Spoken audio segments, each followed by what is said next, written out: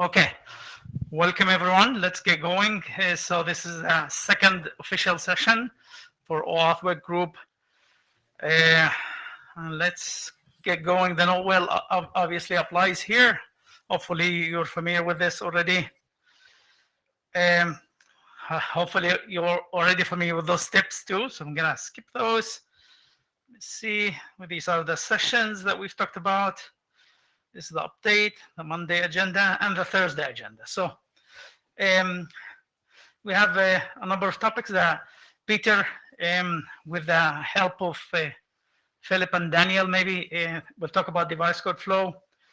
Vittorio with Brian in supporting mode. We'll talk about step-up authentication. Daniel then will talk about libraries, and Daniel will finish with Pixie Security BCP. This is a discussion that we had yesterday in a side meeting. We just want to recap that and make sure that work group is aware of that discussion. Any comments, questions about the agenda? Okay, let's get going then. Okay, everybody can hear me all right? I'm going to take the microphone. So first of all, maybe while everything gets ready, my name is Peter Castleman. I am really delighted to be here. This is my first IETF, so it's sort of a really momentous moment for me. I actually want to thank everybody in this room and in this working group for the welcome that you've extended and how welcome you've made me to feel over the last couple of days. Thanks for entertaining my many questions, and I really appreciate it, and I've enjoyed it so much, just working and collaborating with all of you so far. Okay, next slide, please. So maybe to start with, so I'm going to talk about device code flow and some of the exploits that we've seen that uses social engineering techniques that allows adversaries to really abuse the protocol and gain access to resources when they really shouldn't. And on the one hand, right, it's very easy to look at social engineering attacks and to say, well, that's just social engineering. What can we do about it? But I actually want to challenge us a little bit. I read this quote recently. There may be more that we can do. And so what I want to ask folks as we talk about this today is maybe just stretch a little bit beyond where we may have traditionally thought about where the boundaries might be and how we can go a little bit further, perhaps. Next slide. Thanks, Rafat. So we'll talk about, I'm going to just briefly talk about device authorization grant. Some people may not be familiar with it. I'll talk about the exploit patterns that we've seen, and we'll talk about that, and also just look at it. It's not like that RFC 8682 doesn't have any security considerations. It's not like it wasn't foreseen, but maybe we can do a little bit more and give more guidance on this topic. And then what I'd love to do is maybe talk a little bit about what we could do and what we should do. Also, while we've been here, Philip has also offered, he's come up with some additional ideas around social engineering attacks related to device code flow, so he'll share some of those insights. And Daniel has a demo. In case folks thinks this is not real, he'll show a little bit about how this actually works. So next slide, please. Now. Right, so next slide. So what is device authorization grant? So it's really a protocol that allows devices that lack a browser or input constraint, right, where it's difficult to input text, to be part of the Oauth ecosystem and to participate in the and obtain access tokens and refresh tokens. Next slide. And they're really for devices like this, right? This picture is something they're for smart TVs, or that was the original intent. They're for smart TVs, picture frames, printers, right? Devices like that. And so next slide, please. So if we think about sort of the main participants in this for a typical flow, you have your authorization server, your endpoints, you've got your consumption device, and your authorization device. And it typically starts with, next slide. you get and you display a user code. You also get a device code. You get the verification URI. The next slide, please. The user on their authorization device scan or enter the code. Next slide. They then authenticate and authorize, right? And that can be a multi-factor authentication, which is great. So you can have really strong authentication on this flow. Next slide. And then the consumption device ends up retrieving the tokens, the access token and the refresh token. Next slide. So really in a nutshell, right, you have this flow where you start a session on one device, and then you authorize on a second device. And next slide. And the benefits. So you can do authorization for devices with limited input capabilities. It's really handy. It's really easy in some ways. And you can also do this with strong authentication using a personally trusted device. Next slide. But this is the problem, mind the gap, right? So the challenge that we run into is, next slide, please, is that there's this thing, there's a kind of a session transfer that happens here. And there is no protocol between the user's authorization device and the consumption device, and there's no way to establish that trust relationship. And it's not a back and forth, it's a one-way, right? And really our defense here is we are relying on the user to make an informed decision, and that doesn't always work, right? We, as individuals, people in this room, of course, do not have this problem. We are very good at spotting these attacks, No. but Not really. or maybe not. But there are a great many people out there where this gap is being exploited. And so, next slide, please. So let's talk about how this opens the door for social engineering for a moment. Next slide. So now we have our, I'm not sure if that is that's our adversary, and they get control of a device. Let's call it the attacker control device, and they can access and they can get a code. These are an attack pattern that we've seen in the wild. It's been documented. I shared some of the attacks that's in the public domain. So it's it's a real thing that happens. So the attacker ends up, they get a code, and next slide. Next one more. And what they then do is they end up, step number 2, they change the context. And they do this in very clever ways, right? They may obtain a device, and then they may send you an email or a text message. And the text message will say something like, hey, if you want to continue watching Netflix, please enter, you need to re-authenticate, right? And of course, these things happen occasionally, so people do it. Some of them are even more devious, right? They'd say something like, hey, you can get 6 months free of Netflix if you go and enter your promo code, right? They don't even call it a user code. Sneaky, very sneaky, right? So there's all sorts of ways in which the user can be tricked into entering these things, and they scan and they enter the code. I have a bus stop up there, and it's not a... there has even been attacks, I think in New York City, that sort of follows the same pattern with bikes, rental bikes, where somebody took a QR code on a bike, copied it, put it on another bike. When the customer came along, scanned it, it didn't unlock the bike, but it unlocked the original bike for which the QR code was printed, and the thief made off with the bicycle. Daniel, actually, when we talked about this, shared this attack with me, and it sort of just emphasized how tricky it is when there's no authentication or no trust relationship, right? When you have this gap when you're transferring a session. So now the user scans the code. Next slide, please. And they authenticate, they authorize, and the sort of the tragedy of this is even if you had multi-factor authentication deployed, the user would still complete the authentication, right? The attacker is not trying to steal the password or the authentication credential. They are just trying to get the user to say yes, right? And then next slide, they end up retrieving the tokens. The attacker retrieves the tokens, and now they have an access token and a refresh token. And depending on what's in the access and refresh token, they may have access for a very long time, maybe to something as simple as a consumer service or a bicycle. But it may, that extends to other services that uses the protocol as well. Next slide, please, Rafat.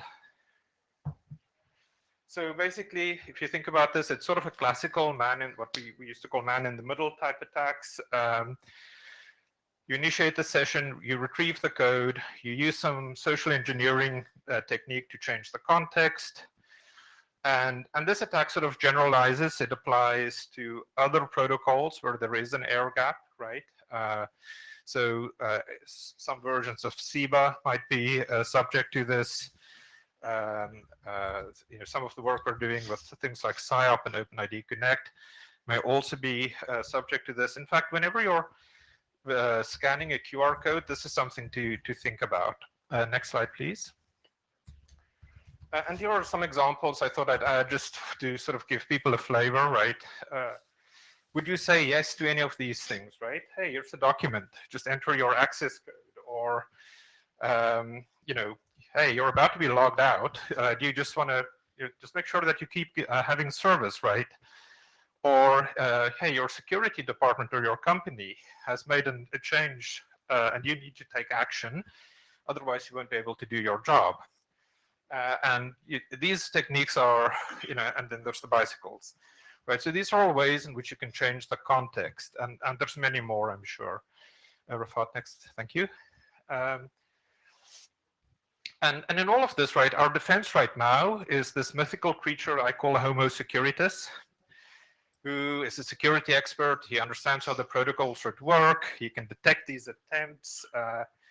He is so focused on the current context. He knows exactly what's going on around him.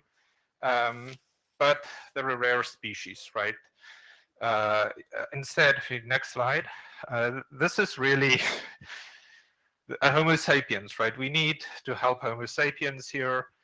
They're really expertise elsewhere, right? They're very smart, but this is not their area. They're busy. They're in a rush. They want to help.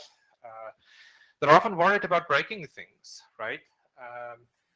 And so what can we do? I think the question is, as I was looking at this, how do we help them to make fewer decisions? How do we help them to make better decisions? And when they make a bad decision, right, how do we protect them? And how do we provide guidance to implementers of these protocols to not just implement the protocol, but actually take into account this attack vector so that we have safer implementations. Rafat? So, of course, right, RFC 8628 isn't silent about this. This was something that was considered. So next slide, please. So this is the entire section on remote phishing. And really, I'm going to sort of summarize, right, 2 recommendations around better UI, right? So that there is some acknowledgement there. And then there is something that says, okay, if you made a bad decision, to limit the risk, just limit the lifetime of the tokens, right? So that it's not a forever problem. And so that's the extent of what we're recommending for protecting against phishing right now. Next slide, please. But it's not all, there's some others, right, that's also relevant.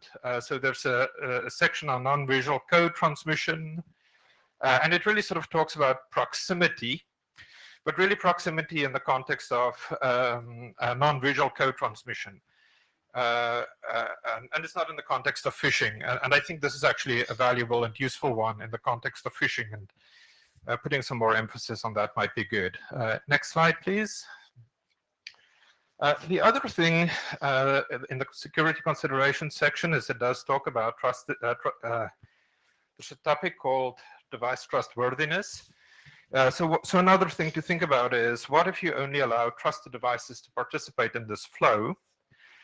Which may not always be practical, but if we could do that, that could be another solution. But again, the guidance that we have today is really more about considerations of malicious authorization servers. There's a sort of a comment that says there's 2 devices. But it's all, and then it says, well, you need to trust the device provider, which is good, right? We should, but it doesn't really tell us more about what that mechanism should be. And that may well be out of scope of the protocol, but maybe that's a consideration that we want to provide more guidance on as well. So that's what we have today. Next slide, please, Rafat. So what else could we do, right? So there's some ideas that's come up in discussions with Daniel and Philip and many others in this room even. So next slide, please. So one is looking at proximity, right? Christina, I think you're familiar with this stuff as well. You would have seen versions of this in some of your work too. So, you know, could we look at introducing more guidance and mitigations on how to use proximity, not just pointing out proximity, but how we might accomplish that, both for the user experience, but also in terms of mitigating some risk on the back end. You know, do we need to give guidance on content filtering, right? If you're deploying device code flow or device authorization grant, should we give guidance about the need for having content filtering solutions in place? Additional metadata, token binding, right? So if somebody manages to obtain access and refresh tokens, do we want to at least make it so that they cannot exfiltrate the tokens and use them in lateral attacks on other devices, right? Is there some additional hardening that we want to do there? Trusted devices, I already sort of alluded to. And then there's even there's happening work in Oauth system that may be relevant, right? So do we need to think about things like secure QR codes, right? Is there a solution that can help there? So these are some of the examples. There might be more. I fully expect that people in this working group have many more ideas that we can add to this. These are just some early beginnings. Rafat, next slide, please.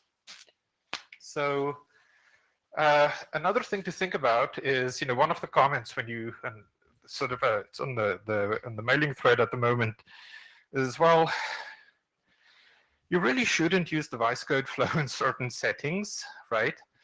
But just like our customer or the end user is busy, the engineer sometimes also is busy and is not an expert in the field either. And so giving some guidance about, you know, when you need to have these cross-device type flows, giving some guidance about which protocols to use then, a kind of a protocol selection guide. That might be something else that helps. And it's true, right? The engineers can't just read all the different protocols and decide, or they can employ an expert. But again, right, if we as a community can make some recommendations, that could be another potential solution. So what should we do, right? If we go to the next slide. So, you know, there's some options here, right? One, we could say we'll do nothing. I'll remind you about the first slide I put up, which is, you know, maybe we should do or could do more. You know, a simple thing is just more implementation guidance, threat models, risk assessment frameworks, even user experience guidance, right? Profiles, recommendations, and so on. You know, maybe there's new protocols that we need to look at. SIBA is one of those that's interesting, but you know, may actually be subject or may actually be vulnerable to similar exploits. And then, you know, any other options, right? I think that's part of why we're bringing it to this audience, is to see if there is some other ideas that people might have. So, Rafat, I think we can come back to this slide later. I do want to give Philip an opportunity to maybe come and talk. So when Philip and I spoke earlier today, he mentioned that he sort of came, you know, he saw another kind of social engineering attack and related to this protocol. So I'm going to hand it over to Philip to talk about his insights as well. Thanks, Philip. Thank you, Peter. Now I need to remember which one is the name of your slide. I have a long list of slides. This one? Okay, thank you, Peter, for making us giving us a good summary on how device flow and device authorization grant works in general. There was one very important piece that you mentioned, and that's the use of QR codes. And there is a class, or there is a certain attack that is ongoing, that is possible to exploit at the moment, which abuses the fact that not everybody uses those QR codes. Let's have a look. Um, I want to point out the textual versus non-textual nature of the protocol. On the left side, we're asking the user to go to his other device, enter a string, and then enter another one. On the right side, I'm asking the user to pick up his phone, scan something which gets translated into the exact same URL and the code already embedded, and the user only has to compare at the end when he opens up the QR code with his browser. They only need to compare that the code that he sees on the phone matches the one that is over here. And why is this important? We can go to the next slide. Um, Before I go why that is important, this non-textual thing was brought up into the RFC as an optimization. And we have a text there that says that with the optimization that the user does not need to type in the user code. The bigger optimization actually is that they don't need to type in the actual URL. And let's have a walk through why. Because let's imagine that the end user mistypes the verification URI, so that's the URL that I was told to go to, or I just entered it into a search engine, because that's a thing now where the URL bar is overloaded with multiple functions, meaning that I will either land on a phishing site directly, if it's a well-known provider of, this is a device login, or I will land on a search engine result page full of landmines, paid ads, and search engine optimized phishing sites. I will enter my user code as I'm told by my TV, for instance, and instead of being presented with, hey, confirm the code and being able to log in, it tells me I should I should call a number where a scripted scenario will take place. An agent on the phone will first ask me for an email address, and because I'm on the phone with him, it's really easy to make me distracted as he walks me through a password reset flow, where he asks me to confirm a code he just sent to my inbox, which I'm happily gonna give him because I just want to log into a popular VOD website. Who knows? As I do that, the agent is now authenticated. They can run the rest of their scam. They can buy digital products. They can attempt to upsell fake services to me, so to directly extract money out of me. And the ridiculous thing is that at the end of this all, when they're done, they're still going to log me onto my TV. I'm very happy because I can finally watch the TV show that I was about to log in. And the detection of all of this is delayed. Let's move on. Thank you. So the key points here are that the end user actually did initiate the authorization flow. It is, their target to log in onto the TV. It was not the attacker. The user has a legitimate stake in completing the flow. Improving consent confirmation screen on the other device does absolutely nothing because I will never see it. All I see is communication on the TV from the manufacturer or the developer of the application, and everything else is in control of the attacker. And I'm actually satisfied at the end because I logged in and I, walk away with my account details either stolen or out of a couple $100. Yes, this is an end user problem. There are post signs along the way that I choose to ignore, but we can still do better, because if we prefer non-textual code transmission, if we did not offer the hey, enter URL in the first place, this would not have happened. Likewise, if there were actual password reset links and not password reset codes, this would also not be possible because they could have never asked me to, can you please repeat the 64 hexadecimal string that I just sent to your email? That's not a thing. So question for the group for a future discussion after Daniel is done with his demo is, other than the QR code, is there anything else that is readily available and usable that we can offer? Thank Great. you. Thanks, Philip. Let me quickly switch. Do you wanna? No, I was just going to invite Daniel up. Daniel. Let me see if I can Thank you, Peter. Thank you, share Philip. the screen here. Share the screen. Yes. Oh shoot! I need to.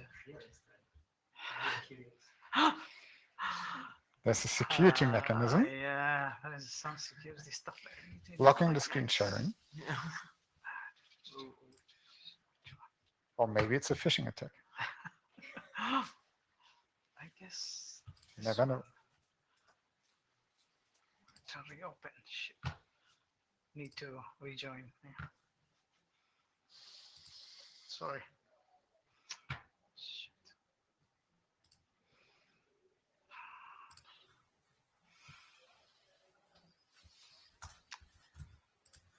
Yeah, that's what I was worried about, right? Come on. Okay. Second here. This one. Start here.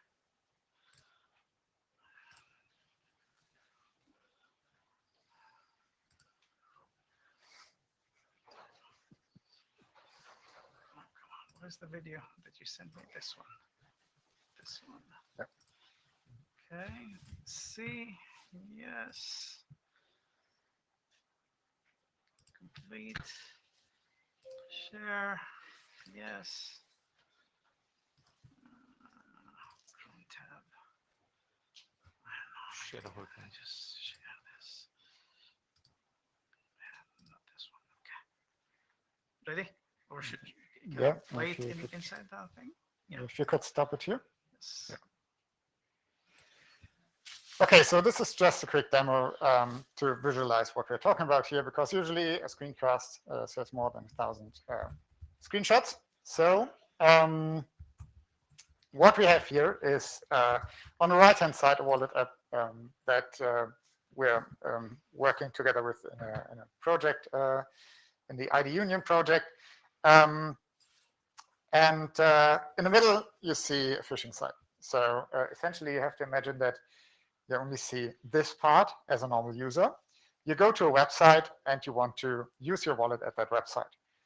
That website is, in this case, called attacker.example.com, but in practice might have a name that is less suspicious. So you're at that website, you want to log in, you see a QR code, everything looks completely normal to you. You want to log in at that website. So what you don't see is that this is an attacker-controlled website. Maybe it's a compromised website. Maybe it's just set up specifically for that purpose. And the attacker is not showing a QR code that will log you in at attacker.example.com. But instead, the attacker has taken that QR code from another website. In this case, it's an Nextcloud login that also works with the wallet login. And the attacker has just stolen that QR code from there. You don't see that website. You just see that website. But this is in the background. When you say that and this, just because Okay, people are the red one is red, what yeah. the user. Yeah. Thanks, Rifat. So the red one is what the user sees. The blue one is what the attacker has opened on his computer on the background. So as a user, you see the red website, attacker.example.com, and now you can play the video, please. So you see that QR code. You want to log in. You open your wallet app on your device. That would be on your mobile device. You click on Scan QR Code, and stop here, please. You click on Scan QR Code, and on your mobile device, you see, do you want to log in? Do you want to provide some data to that website for the login process? And yes, you want to log in at attacker.example.com. So you click on yes and send and do and whatever. And the login is complete, shows success. On attacker.example.com, in this case, nothing happens. The attacker could show thank you for your cooperation. What happened instead is that you can see on the left side, the attacker logged in or now has control over a session that is logged in under the victim's name in the Nextcloud. So as a user, you didn't see that an attack was happening here. Thank you. Awesome. Thank you. Thanks, Daniel. Thanks, Daniel. Rafat, can you show the last slide of my presentation again? Yeah. So back to the question about what we can do about this. Hopefully this is sort of a bit of an overview. I think you've heard from a couple of people who have come across this social engineering angle and some of the challenges that we run into with it. And so, yeah, I mean, I'd love to hear back from folks in this room, right? A reasonable thing that we can do, right? Is it worthwhile, right, to provide some additional implementation guidance on top of the device authorization grant to highlight some of these topics? Would it help, or is there other things that we should do? Should we really be thinking about other types of protocols or other types of solutions? And yeah, that's my question for folks in this room or online. Okay, Tim. Peter knows what I'm going to talk about. Tim Capelli, Microsoft. I just did, Mike, as you said it. Jeez. I should just clarify, Tim is a colleague of mine. I didn't actually declare my affiliation. I am a Microsoft employee as well. It's on your check. Yeah, I know, right? So I think I think we have to up-level the discussion to the use case. To solve the use case moving forward, in my opinion, the solution is WebAuth and cross-device flow. And that is an important distinction because we have to start that message now, because these TVs that are sitting here stay in people's houses for 7 to 10 years. But we imagine in the next 12 months, 6 billion devices around the world will have cross-device phishing resistant authentication capability, right? And that's a huge, when this conversation started, that really wasn't part of the discussion. So I think I agree. Everything about trying to reduce the risk with what's there today has to continue. That discussion has to continue, but in parallel, we have to start the conversation about getting rid of device code flow. And I think they intersect at a point where you can start to reduce the attack surface by reducing the scopes you're granted when you use device code flow. And those will drastically intersect, hopefully, in the near term. So yeah, I'm happy to take any questions on that. Thank you. Any questions for Tim? Yeah, Justin, go ahead. Justin. How does it work? No. Yeah, so yeah, like Yeah, so we have to be a little bit careful because it's still IPR protected, but more or less there is Bluetooth involved that handles proximity and key exchange, and then it's standard WebAuthn from the client standpoint. Okay, so okay, we're not gonna. Okay, so that's fine. Vittorio, go ahead. We'll get back to that. Hi, Vittorio Octa. I think that the WebAuthn future is beautiful and bright and very powerful. But I think that there are stepping stones that we can use to get there. And in particular, right now, we have this section in which we say, use whatever you have to transfer context between the requesting and the authorizing device. And I think that we have an opportunity to be a bit more prescriptive. So there, Bluetooth is mentioned, and Bluetooth is also the thing that fuels this thing that Tim described. If we were to be more specific and say, okay, here is a how, in practical terms, to use Bluetooth, we can transfer context from the requesting device to a co-located authorization device. And once you have that enshrined, and without mandating WebAuthn, but for example, just saying when this happens, you open the system browser and you go to this URL plus code. At that point, you would mitigate the number of the challenges that you highlighted. And if it's standard, now you can reasonably expect hero apps like your Authenticator or Google Authenticator or the Oculus Authenticator or even operating systems can start doing this. Of course, other challenges, you still need interstitial dialogue saying this is happening. But I think it would be a significant improvement, not just from the security perspective, but also from the user, for user experience. Thanks, Vittorio. Tony.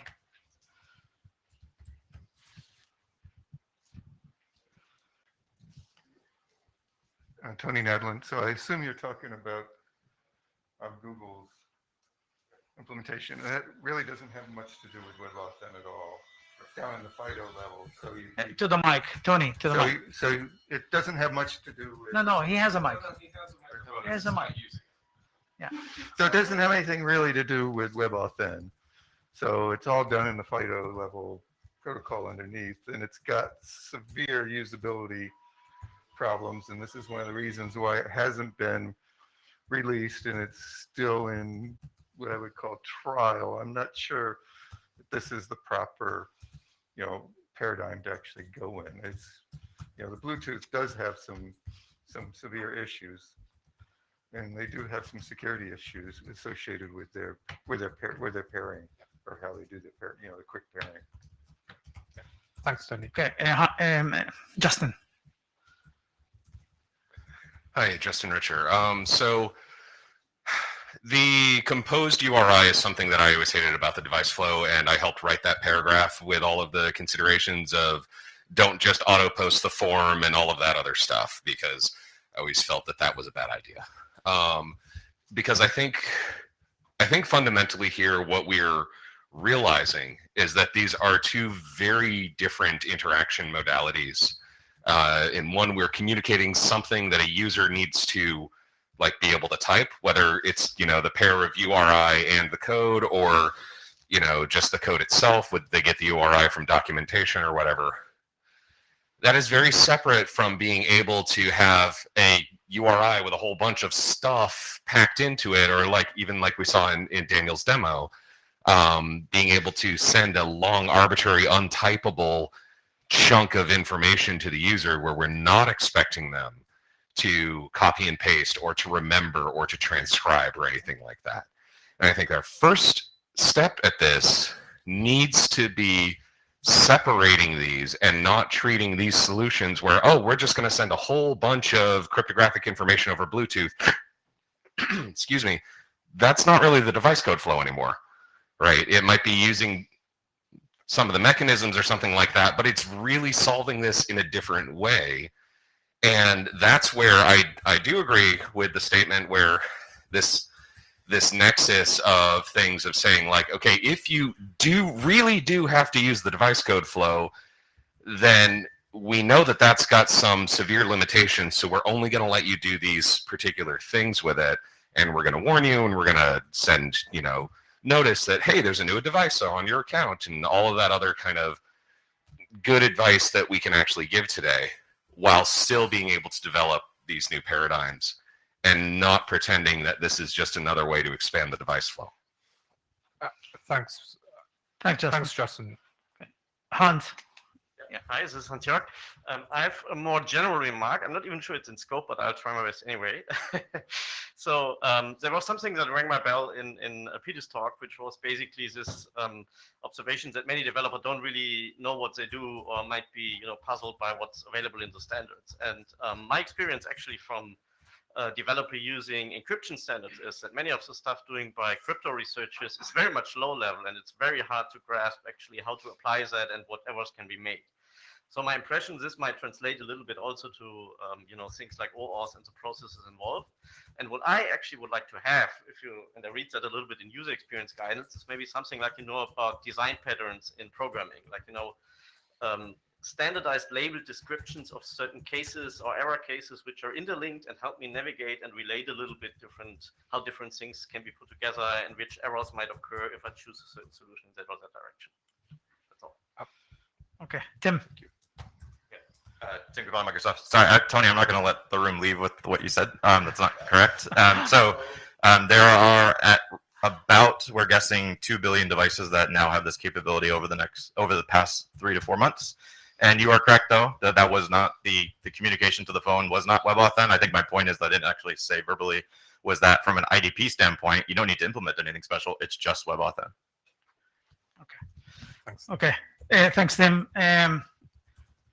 Peter, do you have any just last minute comments? Or I want to just summarize this after that and see what we have together. Yeah, again, some great points. Thanks, everybody. Justin, I think your point's spot on. I do think these are separate things.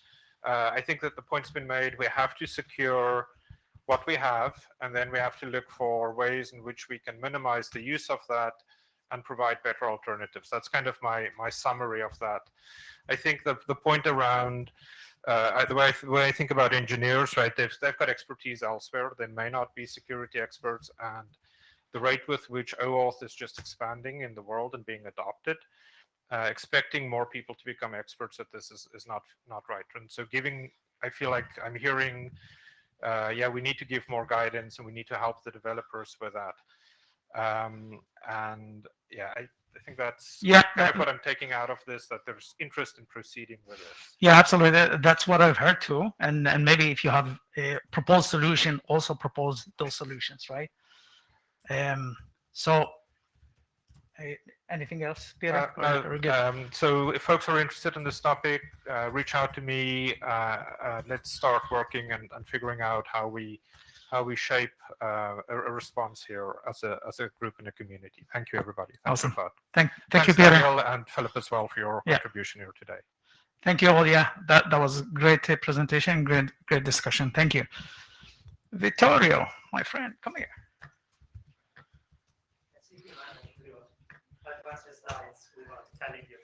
Yeah, let's see how we can do that. Hold on. Okay. Step up. Share. Where is Vittorio? So now I did the request form. I think I can hand it to you. Let me see. I just sent you the control. Oh, yeah, look at this. There you go. I don't have to do anything. Now I can go to sleep. I don't know why no one did it before. It's ultra annoying to ask you. Yeah. There you go. All right. Okay. Buongiorno, everybody, and welcome. Thank you for taking the time to come here today and hear about Brian and yours truly proposal on dealing with step-up authentication. Step-up authentication is a pretty well-known problem which emerges in various circumstances and for which we have no standard solution. And we don't have interoperability, and that's the reason for which we decided to try to analyze the problem and see whether we can suggest a very essential way of dealing with that. So we're going to spend a few moments on the problem, which is well known, but still by due diligence. Then a few moments on the proposal, which is really, really bare bone, so shouldn't take long, and then we'll discuss. All right. So we know that there are organic ways of witnessing step-up authentication. So a client might ask for an initial set of scopes and then knows that it needs to call another method of API, and that API might require requesting a different scope, which in itself might require to do a step-up authentication. So those are the cases in which the problem solves itself. Let's say that the step-up authentication just occurs. However, there are a number of other situations in which the client can do everything right and use all the information at its disposal and successfully authenticate the user in the way that the authorization server requests, and still the API might refuse service. It might say, you're trying to buy an item which exceeds your spending limit, and the item that you're trying to buy is not available at the moment in which you are asking for the token, and so the authorization server cannot do anything to reflect this heightened requirement. Or we know that it's fashionable nowadays to do continuous authentication, and so you might have risk engines or any other black box logic which might decide that the token that you sent is not enough. And today, unless you have some proprietary way of dealing with that particular scenario, you're stuck, because the client is just going to repeat the request to the authorization server, get the same token that it requested before, and be refused service just in the same way. So not great. Okay. So what we are suggesting is very, very simple. We are just introducing a new error code, which basically says authentication level was not sufficient. And then we are borrowing a couple of parameters that are already in use in OpenID for ID token requirements. And we're basically saying, okay, resource server, you can specify in your challenge sending back this error code also the ACR that you would like, or the list of ACRs that you're okay with for the client, so that the client can turn around, repeat the request to the authorization server, and include those parameters. Now, in the case of OpenID, when you use those parameters, again, affecting the ID token, in this particular case, we would extend the semantic to apply to the access token. And also OpenID is lax. Let's say that it says, well, authorization server, if you want to do it, but you are not forced to. Instead, in here, we would add something in the metadata, which for the authorization server to comply to this particular flow, it would commit to actually do its best to comply with a requested ACR. This system would be compatible with existing mechanisms we have today, such as with scopes. Like today, we have insufficient scopes. And so we would be perfectly fine if you happen to be in the circumstance in which you need both to elevate your ACR and to request new scopes, to ask both things at the same time. And basically, now that we have the JWT profile, we can actually describe how to report the outcome of this different authentication in the form of an ACR claim. We can extend the schema of the introspection endpoint to also specify exactly the same claim. So we basically have all the various pieces of the solution available. And now the real power of this thing come into play, because I can show you a fantastic animation. So here you have a client, you have your resource server and your authorization server. Business as usual, I just try a get, I include my bearer token. But as it turns out, actually here, sorry, not very big. There is no ACR, it's just like standard token. And again, I'm using JWT just for simplicity, but you can perfectly have an opaque token that uses introspection. The resource server deems that the level of authentication reflected is insufficient, and so now it returns insufficient user authentication, and in this particular case, it includes only one ACR value. Of course, it could also include max age if necessary. It could also include scopes if scopes are also missing. And then at that point, the client turns around, goes back to the authorization server, and it includes the information about the ACR, which would not normally have been available, and which could be contextual to the particular request and the characteristics in there.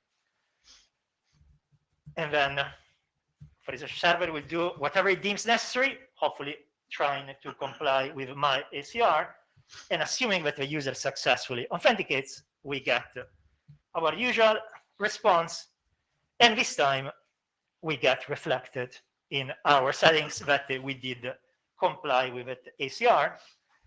And then at that point, we just repeat our request, and oh joy, we get back to 100. So the main advantage of this is that now we have an interoperable way of dealing with this scenario. We presented this problem in a similar proposal at the Oauth security workshop last year. And this session was the most voted by the people, despite the fact that we did it at the very last moment. And the comments and the tweets, like the various reactions were all like, oh, wow, are you saying that this is not standardized yet? Like, it looks like it's a problem which is fairly common. And also, I know that some platforms already have their own proprietary solution, but it seems like whether it's solved this way or in some other way, the step-up problem is a problem that people have. So one advantage would be we now have an interoperable way of doing this. The other is that it is a relatively small step. We are not asking anyone to start implementing eventing, event buses, event syncs, asynchronous stuff, stateful stuff. This is ultra basic sending back parameters in the context of transactions that are already occurring. So we are not creating new messages or anything, and we are staying squarely within the extensibility mechanisms that the spec offer. And yeah, Brian, am I forgetting something? Thank you. Your praise is very important. So, Okay. look at all these people in the queue. Okay, Steve. clarifying question. Is ACR multi-valued in that? I'm sorry, sir. Your Is- name and your affiliation. Later on, it says so in the queue. But Sooner. the angle is- All right. So if you flip back 1 or 2 slides, maybe. I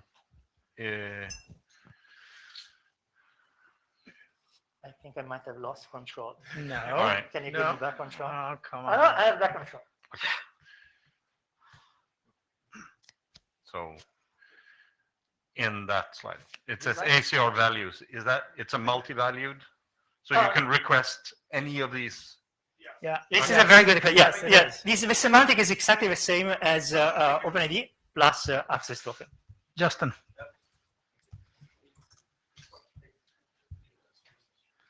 So my question is really around why the resource server is the one that's caring about authentication levels as opposed to the authorization levels applied to the access token.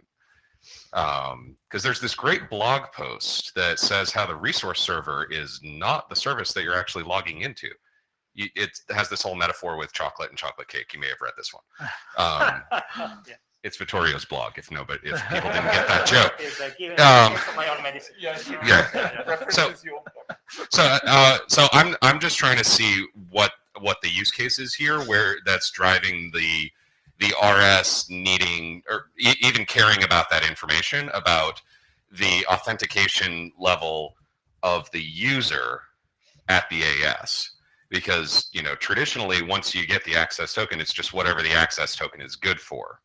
And so, can you help me understand what's driving to this particular solution? Absolutely, and thank you for the question, because it gives the opportunity for a useful clarification, which is we still care about the authorization in this case, and we are not trying to mess with what OpenID already does.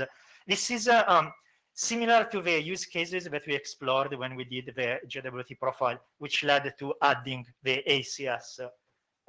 ACR claim in the layout.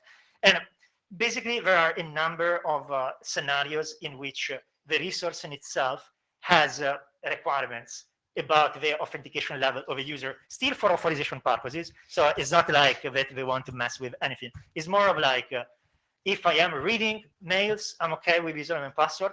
But as soon as you want to send mail, I would like to know that the user performed MFA. Now, personally, I agree that it would be best if a resource server would somehow translate these in some other form, like, for example, scopes that reflect a different authentication level. But the thing is, we already have ACR, which already have a semantic which maps to MFA. And for people that build policies, MFA is an easy to grasp concept. And so requiring it somehow is something that happens very, very frequently. Like in real life, back in the Microsoft days, I had to do this all the time. But and actually, here, I would personally want to place in here also AMR. So going to the level of method, but the guy with the pink mask is very much against. And he raised a good point that it would be brittle, because if you ask for something specific, then it's easier for break it. But the thing is that the developers I work with in practice, they ask for that. They ask for saying, I want to know if you used a smart card and not just that you used MFA. So, follow-up corollary question, if I may. Go ahead. That does beg the question: how does this relate to needing step-up authorization for additional scopes and things like that? And since you brought up AMR, what about vectors of trust? So for scopes, as we mentioned, basically you can just return here the list of scopes that you want alongside with this. So imagine a merge with insufficient scopes. On vectors of trust, I let Brian Campbell to answer the question. Well, you don't have to answer it now. Maybe if you don't have an answer now. We can chat later. Yeah. Later. Okay. George. George. Yeah. So I mean, I think for me, this makes a lot of sense. I think we should have some caveat that says this works where the resource server and the authorization server are in the same domain, right? I mean, I think we're seeing use cases where, you get, an authorization server issues an access token that works for multiple resource servers, that maybe not within the same domain, I worry that we don't have standards around ACRs. I have seen people use Justin vectors of trust tags as their ACR values. AAL1, AAL2 as the value that's being requested. We also have the EAP stuff in the OpenID Foundation that allows you to request hardware-backed phishing-resistant authentication. So there is some stuff here, but I think there's some more guidance from a larger interoperability perspective that we're going to want. But within a single domain, where the resource servers and the authorization server are sort of all run by the same company, I think this would work fine. And I do think there are lots of cases, whether it's time-based or otherwise, where APIs that are being invoked need to have some level of additional authentication, right? I want to know that you entered your RSA code. I mean, this used to be on eBay, E-Trade all the time, right? You go to do a trade and it pops up the thing for your RSA token, enter your code, right? And I think we sort of have to include that as sort of an authorization mechanism to Justin's question. Thanks, George. This is a good point to mull over. I think that Vittorio, for the meeting minutes, I captured that the same domain issue, but I wasn't quite sure what the cross-domain use case, George, was. Like you're saying, this is not enough for a cross-domain use case, or? Sure. I want to take, a token issued by, by a company that is, issuing tokens and use them at some completely other resource. Like, think about a resource server that works with multiple email providers, right? Each email provider is issuing its tokens, right? And it may support multiple issuers, right? And those tokens are coming into its API. Now it needs to know what are all the different specific ACR values at each of those issuers and figure out which one to send, right? I'm just saying there's complexity there. So we could frame this in the context of, this makes straightforward sense in the context where the resource server and the authorization server are in the same domain, right? When they're not, is sort of out of scope of the spec, unless we want to tackle that problem.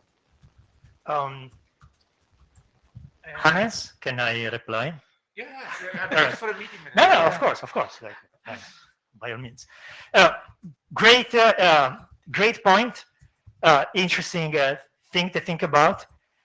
I think that the fact that ACR is by reference and is just a string and both parties need to know what that means is a natural scoping mechanism.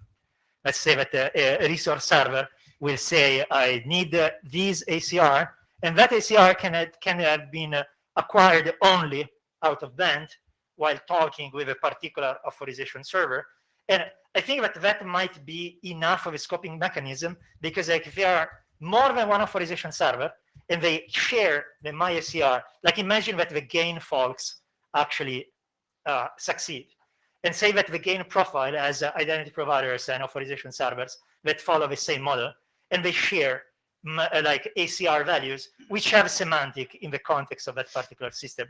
At that point, it looks like you might have more than one domain, but you might have good reasons to use the same stuff. So I take the meta point that people need to think about this, and they need to be probably mindful and explicit about how to scope it. Whether that results in being in the same domain, I think that we need to uproot the thing, like study it and see whether it's a conclusion or not. But in general, I agree with the premise. Thanks, George. Brian, do you have a point about this discussion or something else? Yeah, it was exactly that. There's some agreement on what the meaning and levels of ACR that's necessary. It might be on a pairwise basis, it might be on an ecosystem type basis, but there's nothing inherent about that would limit it to a single domain. So that I guess I do disagree with that characterization. The general idea that there's something needed to to work and a shared agreement about ACR, yes, but limited to the same domain is not the right scoping. Okay, thanks, Brian. Philip. Philip Skokana, Okta, not Oauth 0, sorry. So very quick thing that, very quick thought that came into my head is that the client and the resource server will probably need to share some level of trust, or there needs to be some level of trust established, because otherwise the resource server can now turn and make the client do something that maybe it didn't want to do in the first place. This is just something, you know, that came to me. If there's a rogue RS that the client is made to talk to, it can now turn back to the client and tell him, listen, just add these parameters. I'm not sure if there's anything in it, but it's just a thing to consider whenever we write up security, privacy, whatever considerations. The other thing is, it's great that there will be something else than 6750 that actually uses www authenticate, because it will force clients to implement parsing it correctly. Thank you. Thanks, Philip. I really like the observation, mostly because these validates using specific semantic for those parameters, as opposed to just say, let's have a generic property bug that we send back to the client and that the client mindlessly just send out. So that at this point, like the semantic of ACR values and max age and scopes is very well defined. And now, of course, the authorization server might still abuse it. And sure, the resource server can ask for an absurdly high level of authentication, but the point is they can do this already. Let's say that if they are getting a token from the authorization server, potentially they could say, when you call this method, when you ask for this scope, I want you to use this authentication level. So your point in general is well taken, that we need to make sure that we don't enable odd extensions in which we place stuff that allows things that are unexpected to occur. But I think that we can define the semantic of those parameters narrowly enough that that should be contained. All right, Leif Johansson again. So I'll take this opportunity to remind about there is an IANA registry for access or authentication context class refs, which actually covers ACRs as well. That, based on RFC 6711, I set it up years ago. It has like all of the globally recognized context classes, like the EIDAS levels of assurance, stuff like that in it, and you know, and a suspicious number of Swedish stuff as well. But there, that could be used. I mean, there are certain things that really should have global recognizability, right? And you know, you dump stuff in there, and I think maybe it's time to go and revise that RFC and maybe update the IANA registry to make it a little bit more like applicable to OAuth and OIDC. Anyway. Thank you.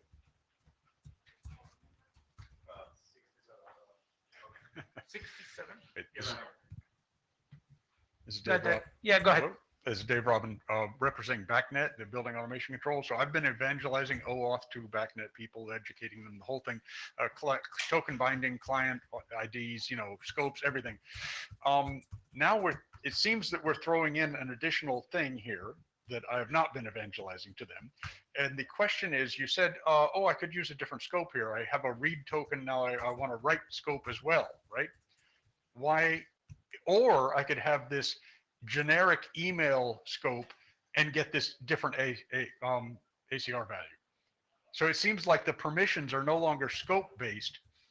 They're a combination of scope based and ACR based. It's a sort of this weird cross product or something. And I find that confusing. I understand your answer was, well, we have this ACR mechanism, so we'll use it, as opposed to new scopes. So I'm not saying that this is a bad thing. I was just questioning why not use scopes. What is additional scope not giving you that you need the existing scope plus the ACR value is effectively a new kind of permission? So there are two various levels. So first, scopes are not necessarily only permissions, but they could be used as permission. In this particular case, scopes are typically something that you have at request time.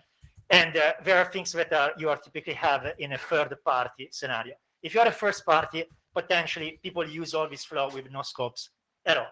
So at that point, you would be asking them to include scopes in a scenario in which potentially there is really no delegated flow. So technically, in terms of universal Turing machine, scopes have the enough expressive power to do all this. Okay. It's just that now I have to introduce them and basically have the same semantic I already have with my ACR with implementation that already react to this, because OpenID Connect already have this mechanism in which you can ask for this, even if you have no scopes at all. And the circumstance in which you needed to elevate do not include scopes, because the consideration is not statically calling to this particular subset of a resource. Is more situation happened, and so I need to ask for this. So in terms of clarity and in terms of distance from the implementation, this thing we believe would be clearer.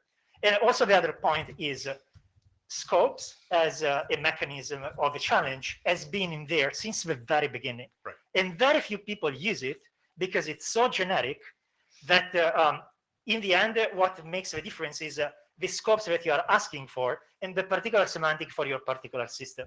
So just having the mechanism that sends a scope around doesn't make much of a difference. And despite our years in which we tell developers, do incremental consent, don't ask for everything up front, just at lunch, we were discussing the fact that in practice, the developers wanted to avoid these as much as possible.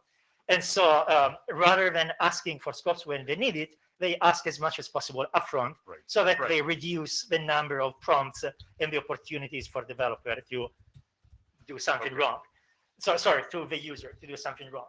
So we believe that by being specific and by piggybacking on existing capabilities that are already rooted on those values, we will have a better shot at interoperability and implementation than with scopes, which so far could have done this but haven't done this.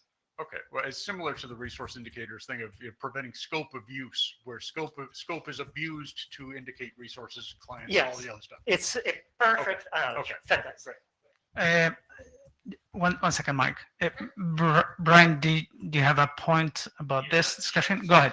Just one more thing that a use case that's kind of near and dear to my heart that this fits better with is on the resource server side, some kind of anomaly detection or AI or whatever black box indicator or even signaling that it's receiving, that suddenly it decides a token is invalid, and wanting to be able to take the user, tell the client to take the user through a re-authentication flow to remediate that situation is something that is even harder to model with scopes. I think you probably could, but it's even more difficult than the kinds of static scope to authentication levels. So just one more driver for being able to sort of independently express, hey, I need this user to authenticate again at this level and do it in this time frame to get access. Mike.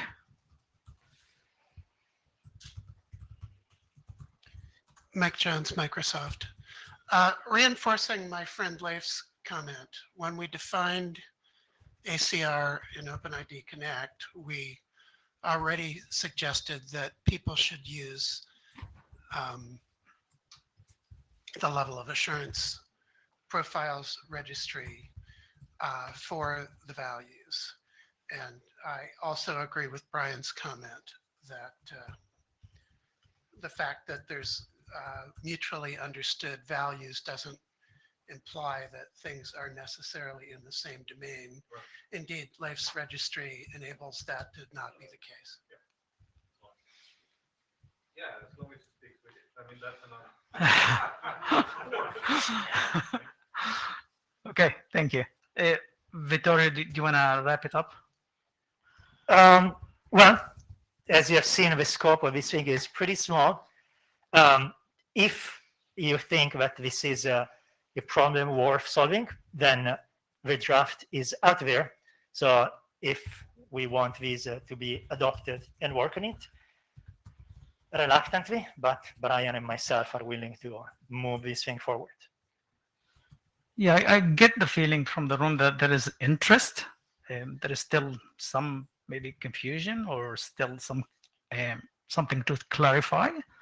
So I would encourage you guys, Vittorio and Brian, to maybe update the document, take that input into consideration, maybe clarify those points, and submit a new version, and let's see if how we can move it forward next time. I'll read the minutes with interest. I suspect that if you'd read the current draft, you'd see that many of those things are addressed. Okay. But there is always a possibility that some delta is to be managed. We could also ask Yeah, we could. for reviewers of the document. Yeah. I think that's always good since now people are aware of the document. Like maybe you have a show of hands and I can scribble down a few. Robin. Yeah. Okay. Robin. Okay, Peter. Philip. Yeah. Peter. Philip. Peter. Anybody else? Peter. Robin. Yeah. Did Leif raise his hand? Or Okay. Yeah, just put it there. Perfect. You don't want me to drop it? Okay. Thanks, Vittorio. That's great. Thank you all. Okay. Awesome.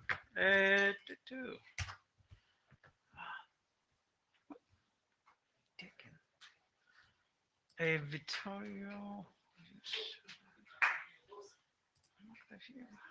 Trying to. Daniel, you wanna? Okay.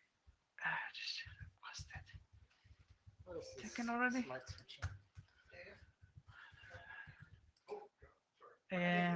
Vittorio. Vittorio, can you exit? I think you're still in control. Yeah. Oh, here, I got it. I dropped you. I forced you. Okay. Okay. Where is it? Which one? Oh, here. No, this is not right. Oh, not libraries. Fixing, not libraries. Where is the libraries? State of clients? Yes. Yeah. That's Okay. the one. There you go. Take it away, Daniel. Thank you. So today I want to talk about the state of the clients regarding Oauth clients, obviously. Next slide, please. Do you want to use the mobile device to How does advance it it work? yourself? No. Why? Why? It worked nicely for Anyway. Vittorio. So, So sorry. my observation is that there's a lack of good, modern, and universal OAuth client libraries. And this is something we should address. This is something we should fix. I gave you control if you want to try it. Okay, so that's in the same web interface. Oh yeah, got something here. This is There you go. There we go. Excellent. This is great. Yeah, fantastic. Okay, so what is a good modern universal client library? So what could it be? Let's say. I'm sorry, is the scribble panel part of the slides? No. Can we close that? There we go. Thanks.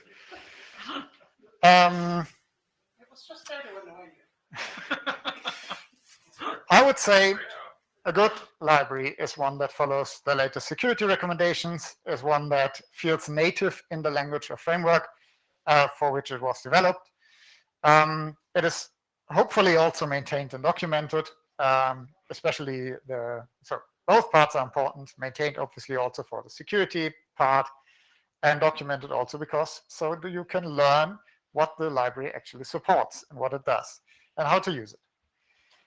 As a modern library, I would say library should support at least a certain set of security features like PXE. It should support methods for asymmetric client authentication, maybe MTLS. And maybe, big question mark, it should support things like Oauth 2.1 or FAPI. This could, so even if we don't say, okay, all libraries need to support FAPI, that would be a bit strange, obviously.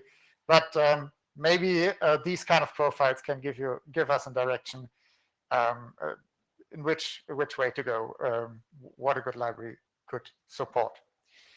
And universal means that it is not tailored towards a specific use case or specific vendor, specific API, because many of the OAuth clients that you find out there are written for sign-in with Google. Maybe they support Google, Facebook, and I don't know, Amazon, whatever. So that's not a good library if you want to use the library as something completely different. It should not be limited to certain use cases as far as possible. Obviously, a library on a mobile device would be different from one with a web interface. Maybe it could be the same library. But apart from that, it should not only cover very narrow use case. Yeah. It should be very configurable for various feature sets, ideally. So it should not assume the same feature set in all the use cases. For example, I saw that many libraries claim to support OAuth and OpenID Connect, where in reality they just implement OpenID Connect. So you sometimes cannot even switch it off. That's not a good thing. Ideally, you just throw some issuer URL at the library, and the library configures itself because it can read and understand server metadata. This obviously also requires that the authorization server provides server metadata. Daniel, do you want to take comments now? I think it's a Vittorio on the, or you good? Okay. Okay. Yeah, maybe we take the comments afterwards. Okay. So what's the experience in practice? When I say experience in practice, I mean my personal experience, and that is at yes.com, where I help customers to implement yes.com. Which is more or less a FAPI2 profile, so all standard features. Yeah, in practice, this means that there are some libraries that you can use to implement what we are doing, like Philip's Node.js library works well. We have a demo for that on our website. You can just use that. It's a few lines of code. Works really well. There are some other libraries, like in Java, the Nimbus library, but apart from that, there's not much else. Most of the time, that means that our customers end up with custom implementations. So we have a developer guide. We tell them how to make certain requests, how to process responses, and they have to implement this step by step. The experience is, for me personally, that I cannot point developers to good libraries because maybe I just don't know where the good libraries hide. But my impression is that it's really, really hard to find out what are the features that the library supports. Is it even a client or server library? Some just say, okay, we implement OAuth. Okay, what exactly do you do? What are the specifications that it supports? Is it just RC 6749 and 6750, or is there also Pixie? Is there anything else? Not so clear often. Did the authors have a look at the latest security recommendations or not? This in particular is often just not documented. So you have to dig into the code and figure out whether they, I don't know, would even handle things like an issuer in the authorization response and stuff like that. Many of them are incomplete, so it works for sign-in with Google and a few others, but apart from that, nothing else. And there are dozens of unmaintained implementations. So if you go on OAuth.net, where Aaron has listed all the libraries for different languages, if you click on them, like every second of them last update 4 years ago or something. Yeah, and interestingly, this lack of good libraries is like a what's it called? Self-fulfilling prophecy. Thank you. Because we have this lack of libraries, we as an offerer of an API, we have to document every single request, every single response, how to process it. So we have to write a complete documentation on the HTTP level. And this leads developers to just implement it this way because they have this implementation. They see, okay, it's just a few requests and responses. What could go wrong? So they just go and implement it themselves. So there's no real incentive for them to learn how to use a library with that.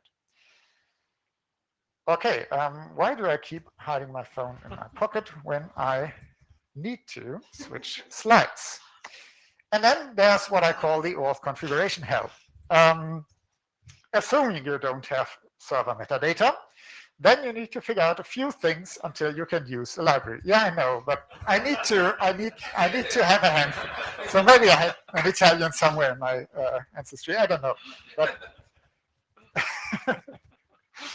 the OAuth configuration help. So just to set up a library without server metadata to use OAuth, you need to figure out like dozens and dozens of things. Like, what are the endpoint URLs? Authorization endpoint, token endpoint. If you use OpenID Connect user info endpoint, what are the supported grant types? What method of client authentication is used? What are the security mechanisms you should use or can use or must use?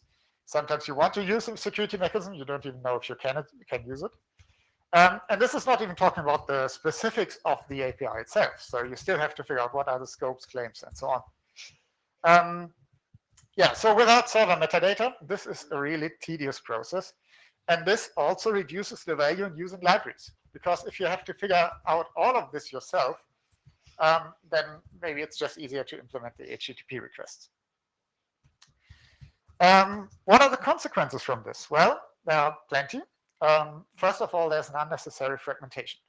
So the libraries only support a specific subset. It would be great if they could just support a larger feature set, and maybe then we don't need that many libraries.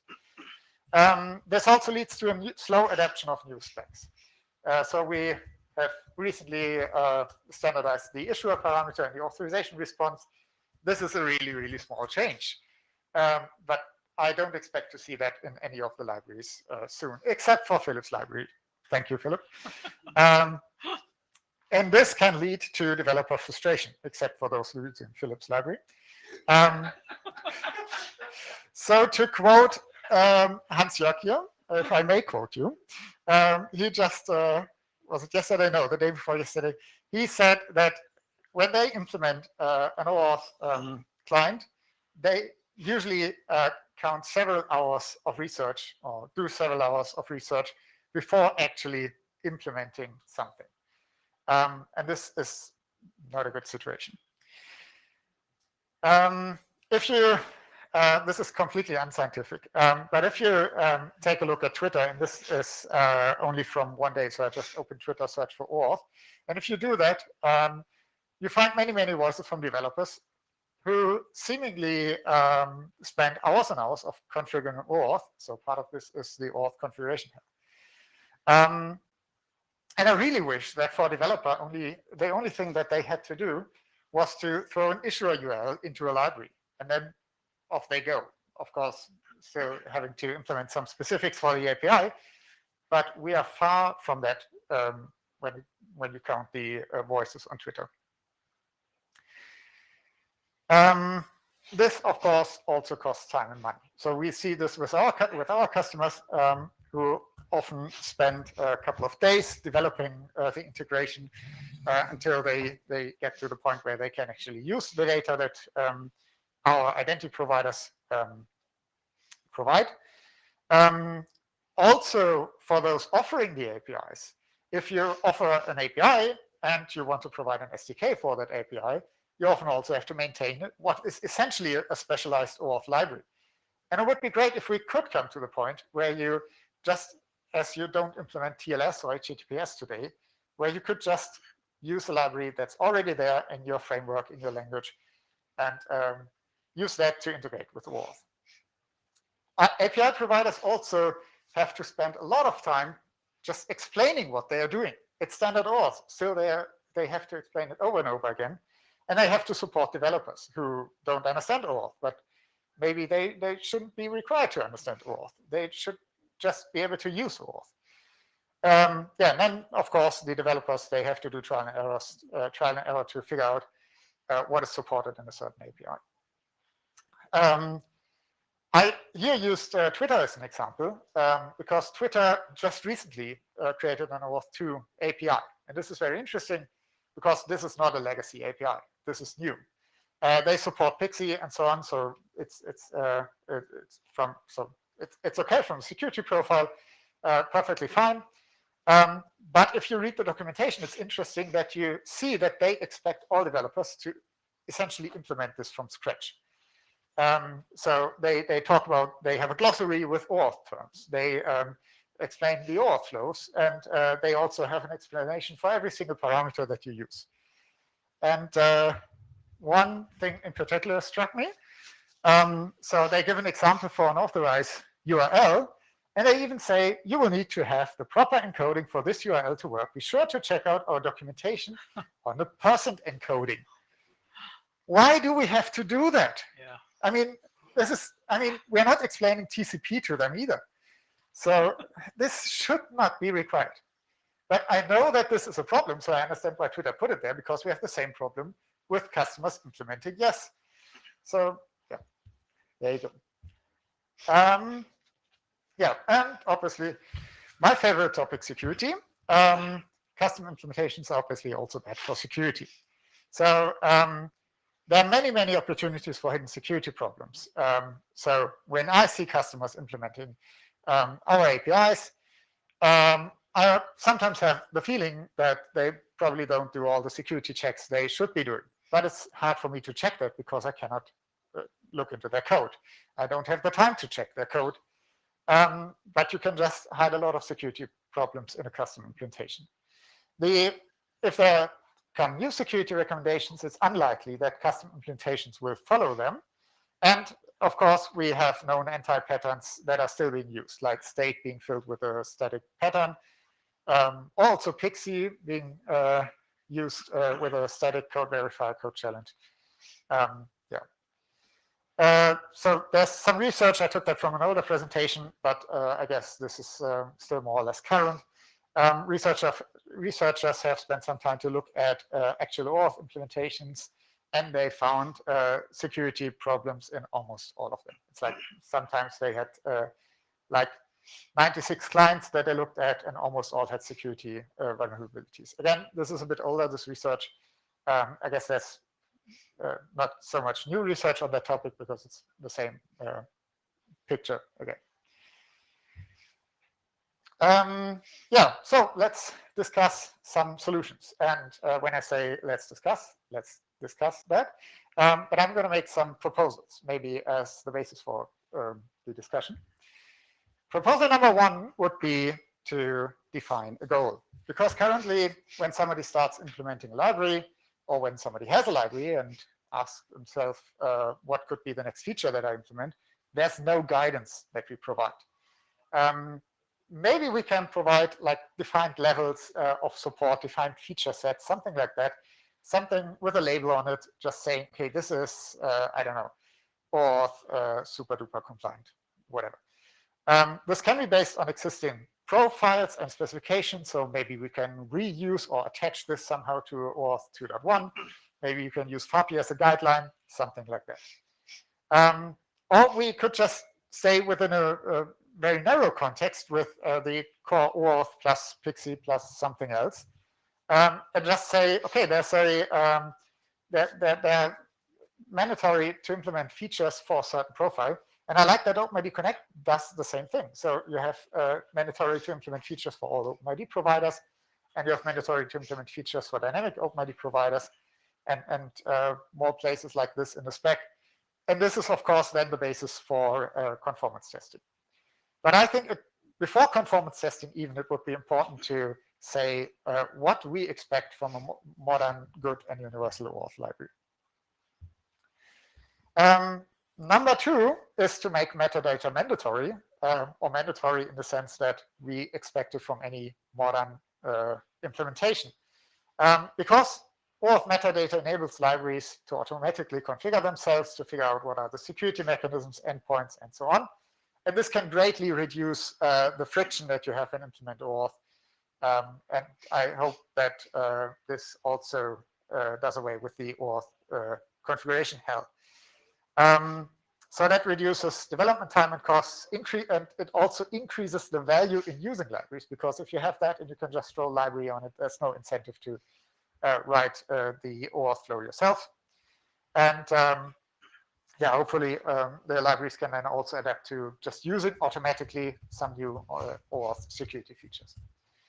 Yeah, therefore, I propose that this is, becomes mandatory in OAuth 2.1 and also generally that we expect this from modern OAuth implementations. Then there's number 3, maybe the elephant in the room. It would be great to have something like conformance tests. Based upon the profiles that we define or profiles that are there already, we or somebody else could provide conformance tests.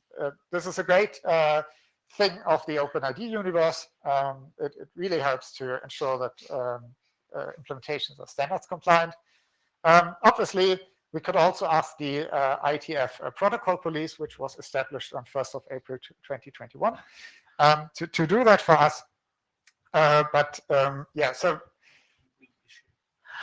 we reissued that RFC. We reissued it. Yeah. So there are many open questions. Obviously, when we want to go in that direction, that's something where I hope to get input from you, and yeah, where we need to think about. Do I have something else? No. I'm just asking for other ideas. And that's the moment where we can open the discussion. Thank you, Daniel. Great presentation. Vittorio. Oh, he took notes. Vittorio Octa. So I have to apologize for the huge rant that is about to flow from this microphone. But I've owned SDKs for identity and developers for a few years. So I have very strong opinions about some of these. And I'll start the shit sandwich with good things, as in, I think that the conformance test is a fantastic idea. Would be interesting to see what it looks like, because Oauth is so Protean, but it's a really great idea. And anything that in which you can like put a label on the library and say, this library supports X, Y, Z, along the lines of what you're saying, so that it's a bit more predictable, plus user metadata. Fantastic idea. That's it. Talking about Oauth libraries is a bit misleading. Normally, the libraries are there to help people to perform some kind of goal, and that goal is usually removed from the protocol level. Like when we operate at the protocol level, we are doing something which is pretty fine-grained, and it doesn't usually map with the jobs to be done. Like, for example, people do sign up all the time using those flows, but we don't ever talk about sign up. So there are like things that the developer, the normal person, think about when they're trying to perform a goal, a function, and similar, which will happen to use Oauth, but between Oauth and the function that they want, there is a delta. And so often the SDKs don't expose the low level because the developer would not be able to do it.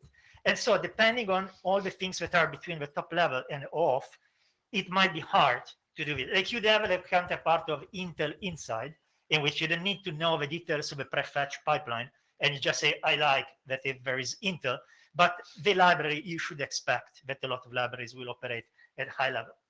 Then there are, like when we say Oauth, we mean so many different things. And in general, if you look in terms of jobs to be done, there are resources, as in when you say, people say Oauth instead they are doing OpenID, that's because they're trying to do sign-in. And then at that point, the highest availability is sign-in as the resource or the API versus the requesters. Those are vastly different animals. And although when you do resources, you can approximate some of the things that you're describing, as soon as you're a client, there are huge individual differences that every provider do, which have a big impact on the quality of life of a developer. The Microsoft people have a refresh tokens that can be used with multiple resources. Others don't have that. Or they have a mechanism for the metadata in which you can express multiple tenants.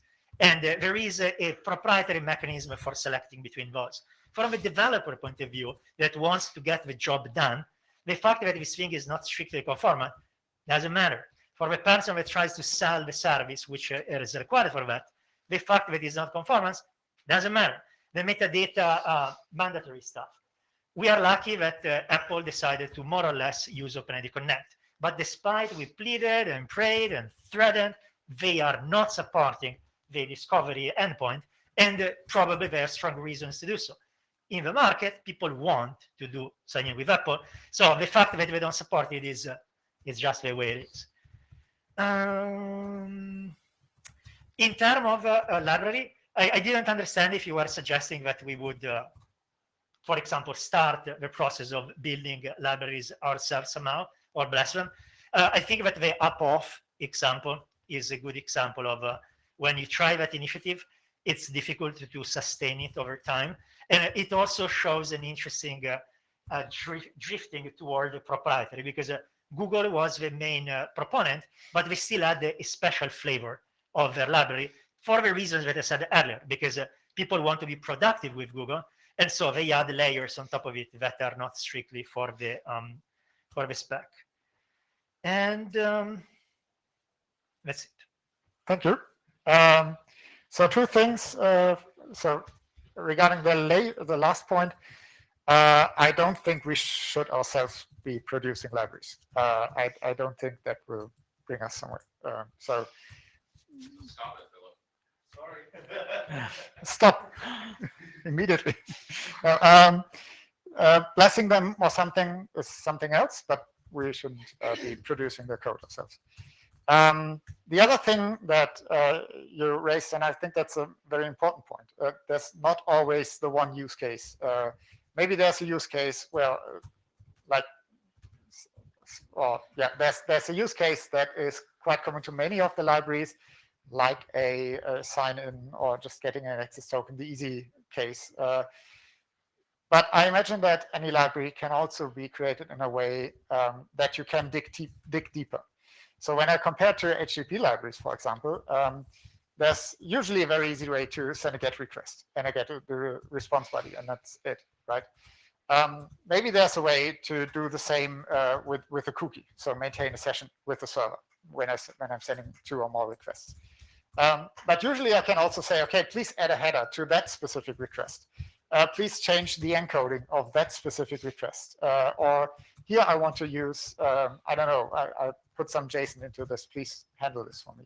So I think there's a way to write libraries where you can dig into all the details, which you can then use to send very specific requests, maybe also stuff that is far from the core of Oauth. But I think developers shouldn't have to do that. So just as an HTTP library, I'm not sure when I last wrote something where I sent their HTTP headers over a TCP connection. That should just not be required from a developer. So, and in the same spirit, users should not be forced to implement HTTP requests themselves, and they shouldn't be thinking about encoding if they don't have to. Okay, Justin.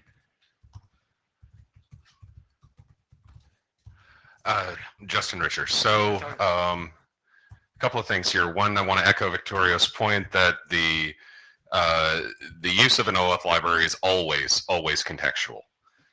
And while technically you could also say that HTTP use is also contextual, it's not contextual in really the same way, because the applications that you're building on top of HTTP kind of mostly don't care about the HTTP itself. The OAuth stuff is a really brilliant abstraction of the security properties of APIs, but it is not a complete layer separation of those properties. And 2 direct examples of this that I think inform this. I will start by saying that I absolutely hear where you're coming from, and I also wish the world were better. I think that there are a few things that are stopping the world from being better, though. The first problem is OAuth itself. It is not a single protocol. So writing especially a client library for OAuth means at least 6 different things depending on which flows you're doing. I, for a while, maintained a Java implementation of a client library that could do all of the OAuth stuff for the auth code flow. And we routinely had people coming in saying, like, make it do the implicit flow. And we were like, no, it's a web server. That's a different thing. We're not going to do that, right? And so that is going to be a consideration for any OAuth library. Just the use of it is going to be drastically different depending on which flows you're doing. The second thing is that ultimately developers really want to have, they want to get to that end state. of doing the thing that OAuth is protecting. And we saw that, well, Antonio Sanso and I saw that when we were putting our book together originally it was a few years ago now.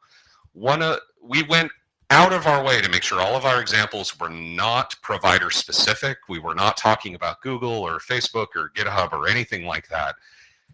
The first review that we got back in during the like the copy review phase with our publisher, somebody said, "This is useless. It doesn't tell me how to connect to GitHub." So you need to throw out all of the examples and write, how do I write a client to connect to GitHub? That would be a useful book. This is garbage.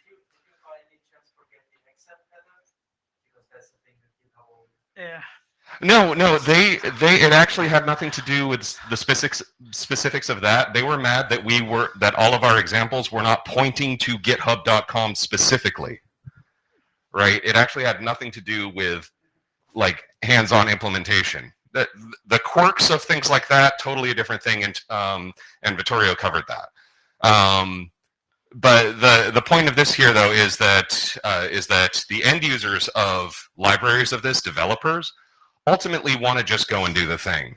And so, in my view, this good general purpose library suite that you're describing, the actual end users of that would be people who are more SDK developers than anything. Right? This is the stuff we would want to be included in a package that speaks a protocol. And that is a very different type of thing to architect for. Okay, thank you. Mike? We have a long list of people waiting, so I want to kind of allow them to give them a chance to say something. Right? Yeah. Okay. As a practical matter, for instance, in the Connect world, because we have a certification program, then we can host a list of certified implementations, which perhaps Joseph will speak to when he hits the queue. And so we have a quality bar. As Daniel pointed out, there is no quality bar for OAuth implementations. But we could list quality implementations. I do note that a prominent member of our community, Aaron Parecki, out of the goodness of his heart, hosts oauth.net, which among other things has oauth.net/code with a whole bunch of implementations on it. And I'll just ask Aaron to speak to that and what is already happening for the community. Thank you. Thanks, Mike. Hans? Yes, this is Hans-Jörg from Madriga. I just want to make 3 short points. First one, appreciate this discussion here taking place. I think it's not so usual for any working group. Second point is, I think issues raised here are kind of generic to some other IETF groups as well, right? So it's about a very general thing about an IRC being out of context when you Google it. So there might be something like a sidebar referencing libraries or whatever kind of stuff. Maybe that's first one idea. And third point is basically adding to some of your examples, basically. So I think there is one more point. It was discussed that OAuth libraries might be included in SDKs. Yes, probably. Point is, it's already right now to a certain extent. So typically, if you deal with some Google or Facebook or so things, there will already be OAuth functionality within the SDK. Whereas for some less known providers, you will need to use some general purpose OAuth library. And this is actually also a practical problem, in my opinion, because not that you need to do OAuth with different libraries, it also makes the handling less generic in a way. And there is, for instance, security problems. I mean, most of the security problems seem to relate to cross-site scripting and so on. But for instance, there's also a problem of maintaining OAuth credentials on the server, for instance, which gets much more problematic if you have different ways of, how libraries read the secrets and so on. And also there is stuff like, what do we do about refreshing tokens and this kind of stuff? Yeah, so it's operational stuff you need to do, logging, that kind of stuff. That gets also quite difficult when you have, multiple libraries you need to support. So maybe it would be even nice if SDK developers would think about offering a way besides what they have included by themselves, to probably get a token from a third-party library included, so there is some interoperability. Thank you.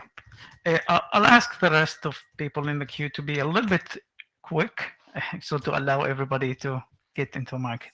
Peter. Peter Kasselman, Microsoft. So I think a couple of things. As we've been looking at implementations, one of the challenges that we see is that there's a lot of mistakes being made again and again in terms of implementation.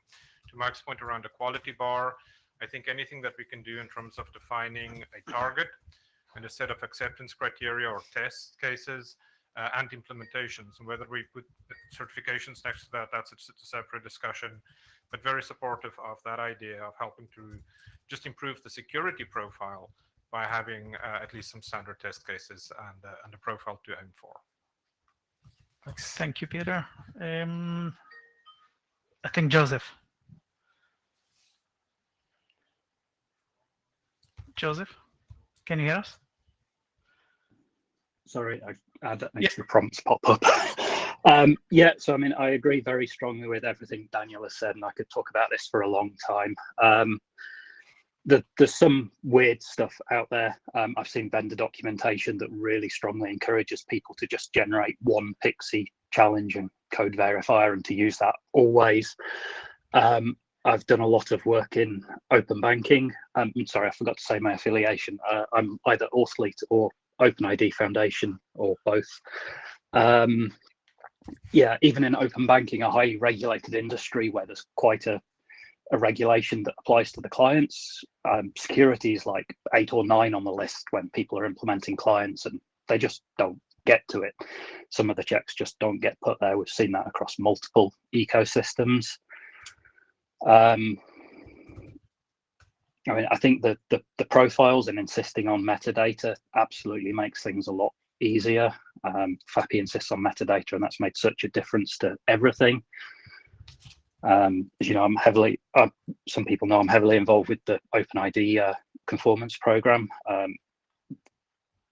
That's a great program, but getting a library through that program is definitely not a non-zero effort. It does require some determination from the developer.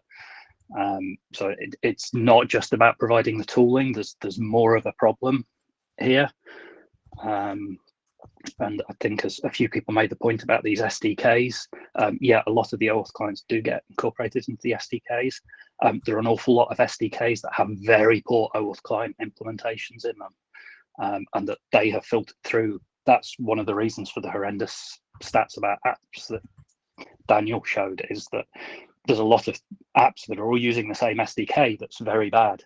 So I mean, I think one of the ways forward here has to be a kind of collaborative effort of all the authorization server vendors, where we agree that this is a direction to go, and we each individually put effort into tackling one piece of the problem and making sure all our documentation says consistent things that, look, go here, don't implement the protocol from first principles, because everybody's documentation, like Daniel says, it goes right back to first principles and often doesn't mention libraries, even for the places that there are actually good libraries. So okay. Yeah, I'll stop there. Thank you. Thanks, Joseph. Thank you. Dave. Yeah, hi. So yeah, I just to agree with what Joseph's saying, what Daniel's saying, I disagree with what Justin was saying about kind of there's too much, different context, and this needs to, and this is just for maybe SDK authors. Yeah, definitely. The big providers who make SDKs, if they can use these libraries, that's excellent. But I actually think the normal thing should be, like Daniel said, you don't re-implement an HTTP library. Hopefully you don't re-implement a JOT library. If the scope is restricted enough, you should be able to just use an OAuth 2 library. So I've yet to hear a convincing argument why that's not the case. And my affiliation is MoneyHub, and with our own SDK, yeah, we just use Philip's library, and it's very, very easy. So yeah, very strongly in support of Daniel's suggestions. Thanks, Dave. Aaron, hold on, Aaron, 1 second. Daniel, do you want to say something? Just really quick, adding to that discussion here. Maybe there's an 80% use case. So maybe 20% you can't cover with the library, and maybe that's fine. But I feel that there's like an 80% use case here where we need to think about. Okay, Aaron, I'll give you a chance. 1 second, just Aaron. Yeah, I just wanted to, thanks for teeing me up for that, Mike. I just wanted to say I'm happy to do to put some more work into the OAuth.net site, OAuth.net/code in particular, to better highlight the libraries that are there. Right now, it's pretty much a list that I've chopped up and encourage people to contribute to, but I haven't done a lot of, I would say, maintenance myself on it in terms of like auditing existing code. And I do think one of the challenges of that is that there's a lot of options available for any particular OAuth implementation. So it's hard to sort of say, here's the stuff that you have to do and here's when you're done. So definitely a conformance test would help with that, but that is a whole topic by itself. But yeah, I just want to say I'm happy to take suggestions or do some more work on maintaining that list. Awesome. Thanks, Aaron. Justin. Super quick. Just I wanted to appreciate that Dave came on to disagree with me and then proceeded to basically make all of the same points that I just made.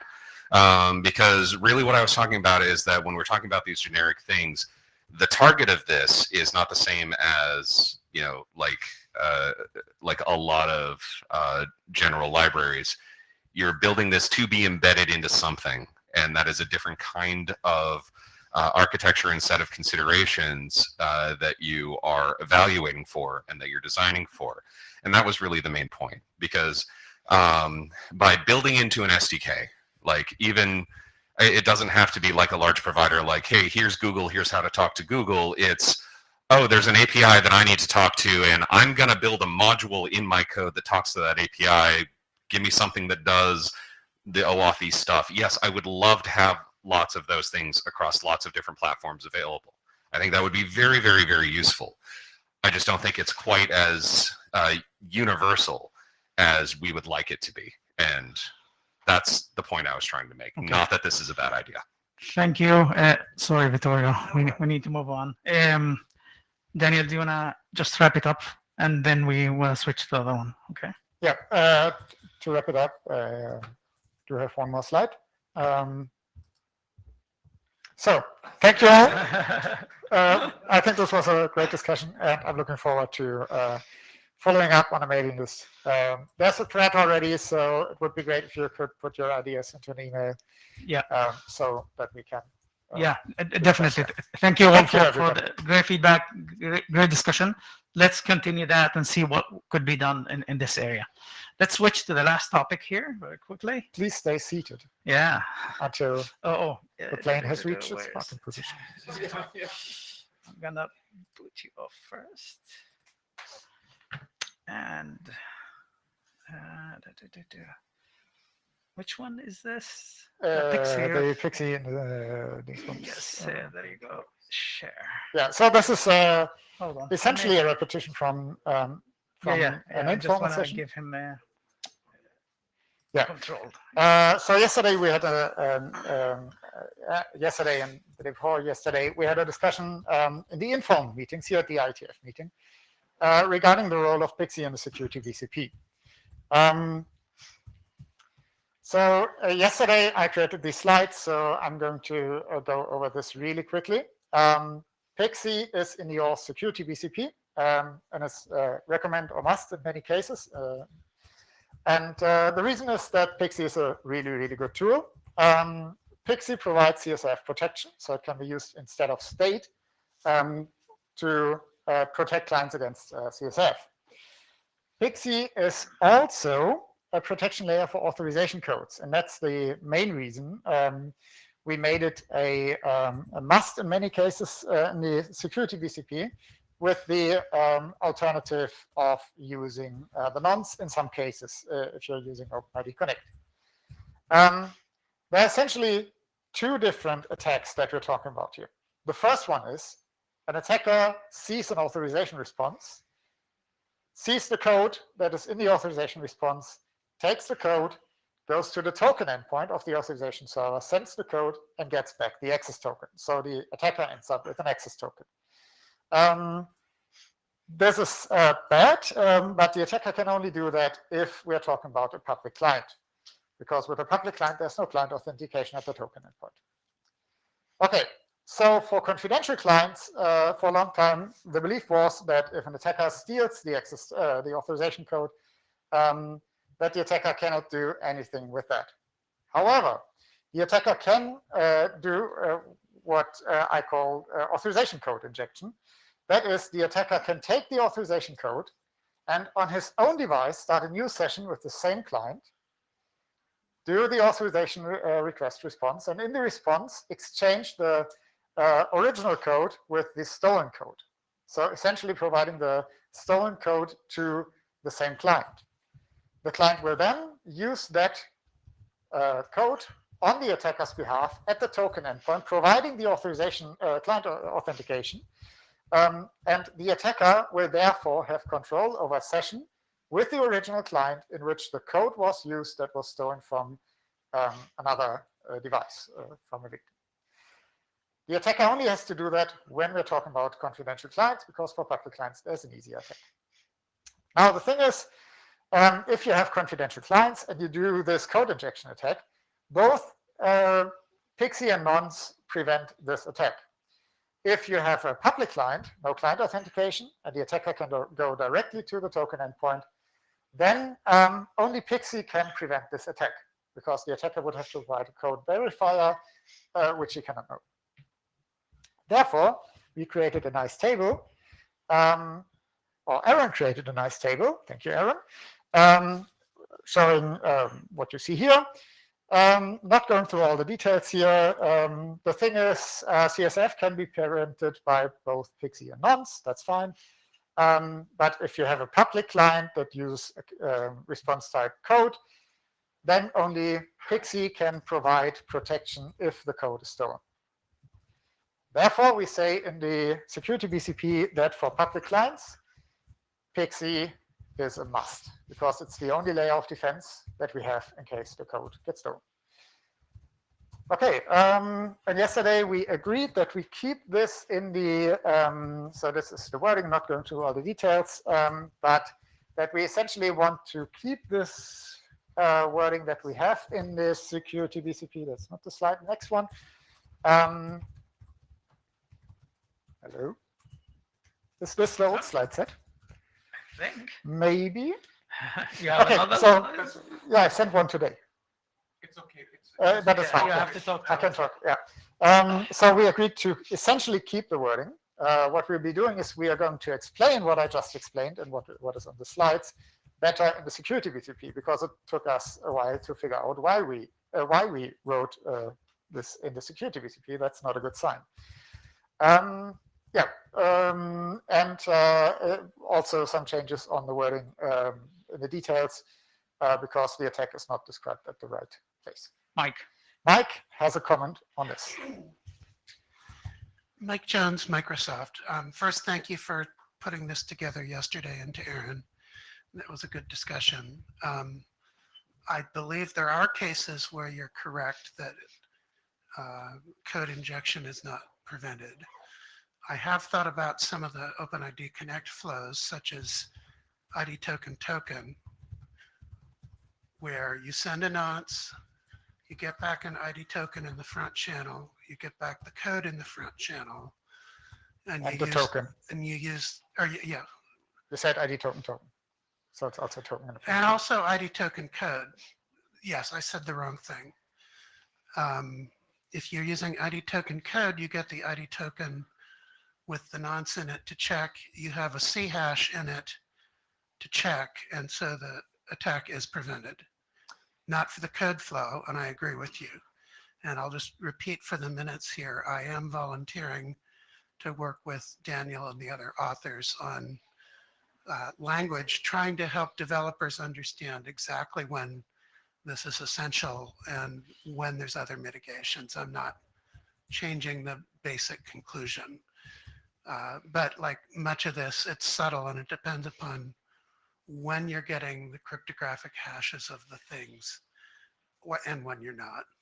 Very briefly to this, in this case, the code is already leaked to the attacker, because we assume the authorization response leaks to the attacker. Attacker has the code and can just use it in the token endpoint.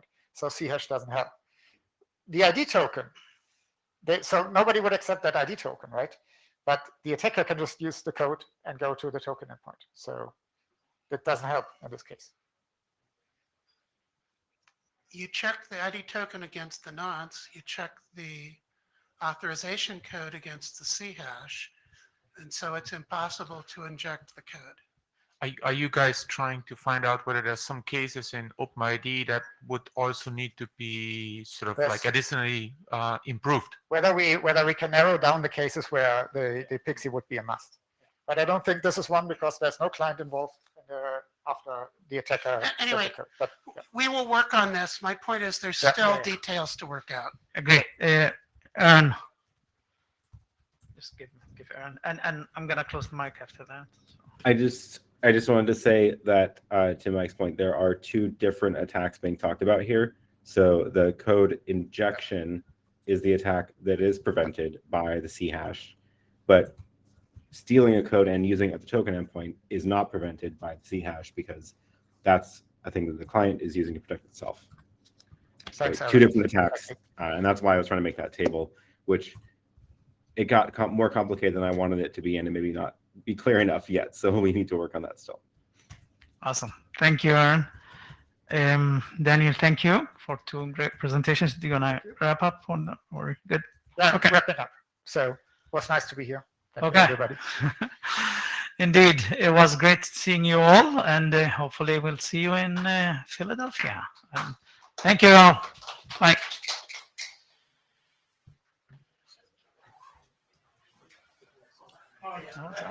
Great. Awesome.